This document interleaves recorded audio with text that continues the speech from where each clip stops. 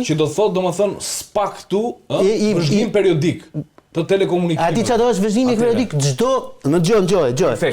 Çdo muaj caktohet një prokuror dhe një OPG ose dy OPG të këtij prokurori.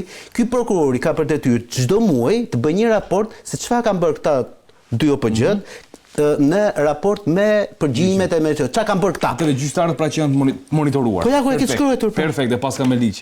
Sokol shumë dies, nga që e nxori regjia isha. Edhe do thoja orientimi mediatik për të kërkuar një mbrojtje unë nuk mendoj. Pra, ngelemi tek çështja me aty po. Çfarë po diskutojmë? Vlerësimin e masës së sigurisë, e cila ka një tjetër histori nga pas dhe nuk ka me ndikimin mediatik. Nëse do të ishte një ndikim ndaj dëshmitarëve, këtu ndryshon historia. Por nëse është thjesht vetëm një orientim se si do ndjeki fushatën, ai është politikan. Ose nuk jetë themel. Po mirë dhe jetë masë e sigurimit. Ajo dëshmitare që thua ti është çështje në themel. Kur shkon në themel, po jam dakord me ty. Te masë e sigurimit lehtësoj gjërat. Okej, domethënë kjo është. Më fal që po të depreso thjesht po dua që nuk ka. Ajo që unë do kujtoja se do të ishte vërtet, si një provë shtesë, do të ishte fakti që do të kishte një orientim për të intimiduar dëshmitar, për të intimiduar diçka, për të fshehur diçka, për të orientuar një fushat politike, në thonjë. Fushat politike jemi 2 ditë përpara daljes së emrave, nuk do që t'i bjerë mbështetja. Mbështetja ndaj ti, ajo është problemi ti kryesor në këto momente. Dhe edhe mbështetja brenda punët ndaj Tiranës. Shiko, duhet kemi parasysh një gjë. Ne mund ta shohim në këtë moment Erion Veliaj në vështirësi dhe mund të mendojmë që tani karriera e tij politike mbaroi. Por problemi është që për të, në mendjen e tij nuk ka mbaruar karriera politike.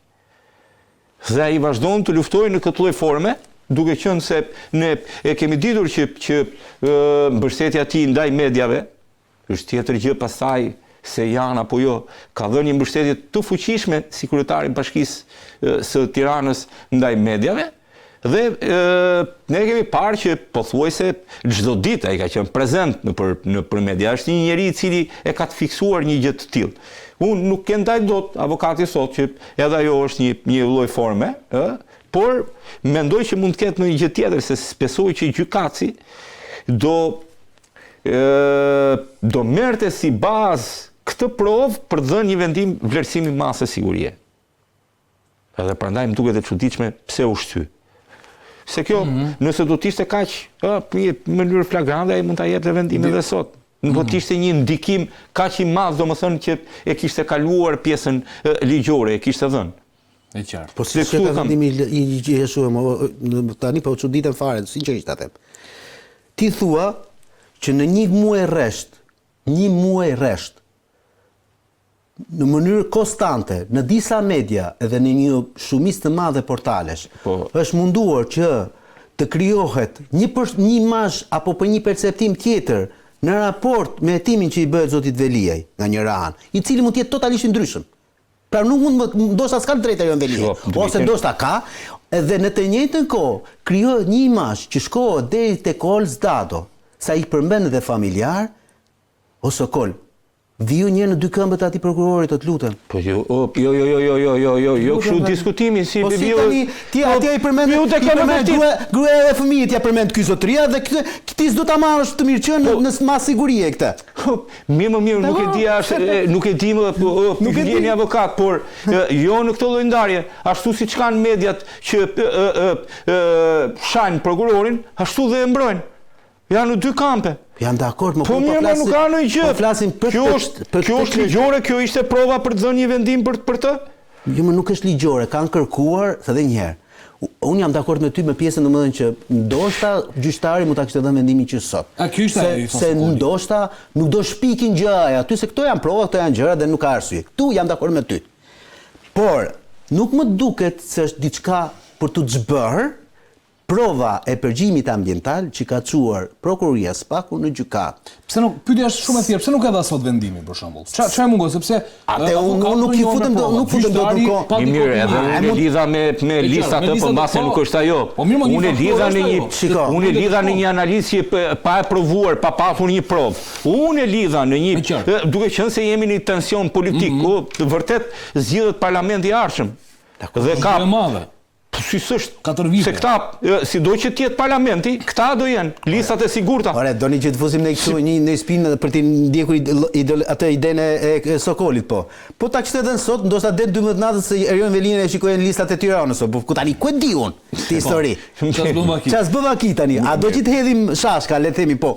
Unë po flas si jurist, për aq sa unë diore se ky më tha mua avokati më i mirë, unë mund të jem avokati më i keq se unë jam si Tiku, apo Tiku është ti je më i mirë në Ballkan. Tani të kuptojmë drejt neve. Unë po flas për ato që dëgjoj dhe si kam parë unë ku shkoj në gjykatë. Unë ku shkoj në gjykatë mundohem që klientin tim ta indiricoj, ta adresoj drejt një mirësjellje me trupin gjykues, jo një luftë me trupin. Luftën ai e ka në themel, kur të gjykohet çështja në themel, atje po, atje ka luftë. Luftë provash, faktesh dhe detajesh. Kur ti je në mas sigurimi, ti je vendosur në dispozicion të organit të akuzës, për atë punë merret masa e sigurimit personal. Sepse po ti ishte kundërta, nuk ishte arsye që të kërkonte të jepte garanci pasurore ky zotëria. Pse jep garanci pasurore? Do ta diskutojmë atë. Do ta diskutojë kam pyetje mos ma di sepse kam pyetje për diskutim. Sokol, pse i duhej Veliajt një seancë me dyrë të hapura dhe me praninë e mediave? Është një nga kërkesat që jo, kërkoja të kundërtën, e ke gabim. Ka kërkuar të jetë me dyrë të hapura. Me dyrë të mbyllura sot. Me dyrë të mbyllura sot. Sot Erion Velia ka kërkuar seanca duhet të jetë me dyrë të mbyllura. E ke të gabuar informacion. Me dyrë të mbyllura. Po ka pas një tentativë më përpara që seanca të jetë me dyrë të mbyllura, me dyrë të hapura, sot ka qenë me dyrë të mbyllura. Me kërkesë të Veliajt? Po. Tërhiqem nga kërkesa për seancë me dyrë të hapura, gjykimi të vazhdojë me dyrë të mbyllura. Mundet, por vlerësimit të masës së sigurisë, unë nuk e di pse do duhej media, zakonisht, unë nuk di edhe herët që ti mund të merrja pjesë në çdo lloj gjyqi. Edhe këtu e para 20 vjetë. Vlerësimit të masës së sigurisë nuk mund të ishe prezent asnjëherë. Mediat. Proces gjyqësor, të gjitha proceset ne kemi qenë. Në çdo lloj procesi nuk mbyllej dera për median. Në vlerësimet masave të sigurisë, nuk e di në ndonjë rast shumë të rrallë. Jo, mundet që kam qelluar në 2-3 raste, po ato kanë qenë raste shumë të rralla ku kam qenë vetëm unë për ndonjë çështje, për shembull kam qenë mbaj mend që në vlerësimin e masës sigurisë për 2 gra në periudha të ndryshme kam qenë prezent për të dëgjuar se çfarë do të vendosej biles një më shfiksuar gjithmonë në kokë sepse atë e çuan e mbajtën në burg dhe mori dhe bebin me vete në burg, domethënë për ta mbajtur 3 vjet në atje dhe isha prezent dhe u zhvillua në kushte të një ambienti spitali. Ja, nuk ishte një sallë gjyqi, ishte kushte spitali ku kam qenë dhe njëherë prezent. Po, që të mos ikim nga tema, nuk di pse duhet jenë mediat në një vlerësim masë sigurie. Di që Velia ka kërkuar njëherë. Por dhe domethënë, mos ndoshta është vazhdimi i asaj luftës politike. Shiko, duhet merremi me 2 palë duke qenë në mes. Prokurori, i cili është duke bërë një çështje, fund e fundit është duke bërë punën e vet, dhe ka një dosje për ta çuar deri në fund, me problematikat që i jep ligji, se dhe unë jam kundra i dyshuar dhe arrest me burg. Po sigur dalë i pafajshëm që more gjithë karrierën politike, po themi ose të diçka. Nuk mundet. Fatale fare. I dyshuar s'ka.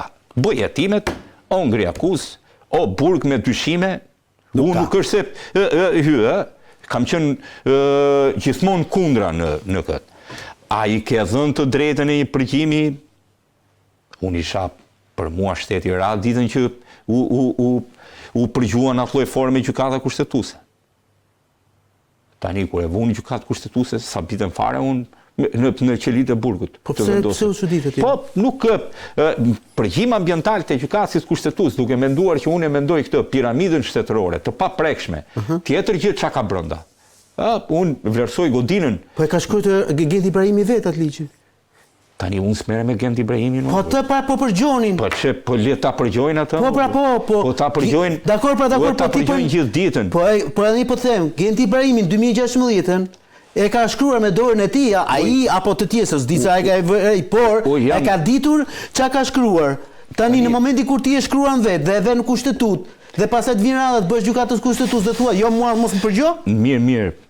Se kuptova. Përderisa e ndryshuan këtë gjykatë kushtetuese nga profesor doktor, e gjenë për rrugë dhe futu, shkojnë janë por të vendosësh në gjykatë kushtetuese, të vendosësh në gjykatë kushtetuese, unë nuk e di si do t'ishte morale dhe ligjore nëse do të kishte spak një informacion që një gjykatës kushtetues do intimidohet ose do korruptohet në një çështje. Nuk e di se si duhet gjetur zgjidhja dhe forma. Por për këtë të vendosësh duke i përgjuar të gjithë, se përgjimi ambiental është ti po i përgjon të gjithë. Si të gjithë? Po të gjithë. Këtë gjithë? Po të gjithë. Gjithë antarët, çka kalojnë aty? Se ti ke përgjim ambiental aty. Sokol. Tani je dakord me përgjimet e SKCC-s? Personalisht po flas tani. Duhet marrni mendim tani kështu për gazetaresk dhe qytetar. Për të qenë i drejt për drejt, jo. Për të qenë koshient se çfarë i sollën Shqipërisë, nuk kundërshtova, por heshta. Për dy arsye do të them. Ne na ishin sidomos te krimi i organizuar atje ku unë e kam. Tani duke qenë se ky ne vim nga një korrupsion galopant në Shqipëri, në sistemin e drejtësisë, po galopant, i cili nuk ka frer kur, nuk ka fre. Edhe sot nuk ka fre. Atëre, të gjithë këta si pasojë e korrupsionit, nga i pari deri tek i fundit, kishin shpëtuar nga ky sistem. U gjet një mënyrë, e gjeti dhe Bashkimi Evropian. Por unë kam shprehur rezerva gjithmonë. Me atë mënyrë se si kam shkuar dosjet, shkoj unë nesër në burg, duke u nxehur sot në darkë dhe them të qellojmë, i them shokut tim ngushtë, nesër do qellojmë në ardhmë. Jo, s'është ashtu. Pa ashtu më është çfarë prove? Po çfarë prove do gjej? Po gjysma janë me fjalë. Po mirë, tani në dosje unë kam parë dikën që nuk ka as SKCC fare dhe është në paraburgim. Dhe i akuzuar. Po tani shiko këtu. Tani përpara 44 ditëve u pushkatua në Amerikë, në Karolinën e Veriut, një 64 vjeçar. Në Amerikë, dhe djepi demokratizimit, ka akoma dënim me vdekje. Tjetër gjë, unë jam për dënimin me vdekje, se hoqëm ne nuk e di, tjetër histori. Po unë po dalë të kjo çështja këtu që po them. Peshorja, kur vjen punat e drejtësia, se prandaj ka dy peshore ajo shkret, peshorja e asaj çfarë është e mirë publike, me atë që për disa njerëz mund të jetë edhe cënim i privatësisë, anon nga e mira publike. Ky është arsyetimi që nxorri Gjykata Europiane e Drejtësisë. Ky lloj përgjimi masiv sjell më shumë të mira në komunitet? Apo jo?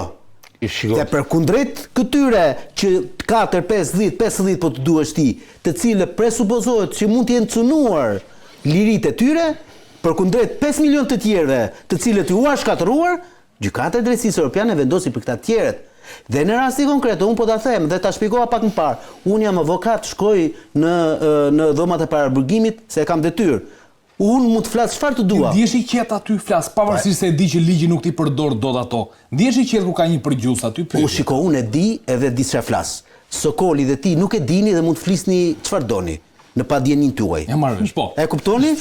Jo, këtu na ka të marr. Se ti tani ti nuk shkon aty dhe e di se çfarë po ndodh. Po kjo është rutinë.